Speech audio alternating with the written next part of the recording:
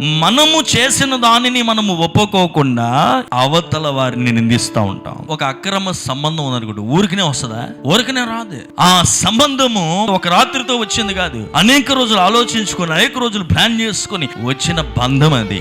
దానిని బట్టి అవతలోడు అని చెప్పకో, నువ్వు ప్రాబ్లం. అక్కడ చేసింది నువ్వు, ఆలోచించింది నువ్వు, ప్లాన్ వేసింది నువ్వు, చేసినంత నువ్వు.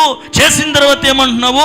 ఆ వ్యక్తి వల్ల ఆ వ్యక్తి మీదకు దోస్తున్నావు. ఈ రోజు చూడండి, కుటుంబాలు అదేగా సమస్య. కుటుంబంలో జరిగే ఓటమి, కుటుంబంలో జరిగే నష్టాలకి ఇప్పుడు మరి యవనస్తులైతే, అమ్మ నీ వల్లే, నువ్వు సరిగ్గా పెంచలేదు నన్ను, పోనాలు పెంచకపోతే నువ్వు సరిగ్గా పెరగలేవా? అంత తెలిసి వచ్చినవాడివి, అంత జ్ఞానం ఉన్నవాడివి, నేర్చుకున్నావుగా, అమ్మ కంటే బాగా సల్లవాడతావుగా, అమ్మ కంటే బాగా తెలివైన వాడువుగా, అమ్మ కంటే బాగా ప్లాన్ చేస్తావుగా, అమ్మనే బోల్తా కొట్టావుగా. ఇంత బోల్తా కొట్టి ఇంత ప్లాన్ వేసినోడికి నీకు మరి బతుకడం రాలేదా? నేరము తల్లిదండ్రుల మీద మోతారు. వీళ్ళేమో కష్టపడి పెంచి పాలిచ్చి అన్ని చేసిన తర్వాత నెపం ఎవరి మీద చెప్పండి?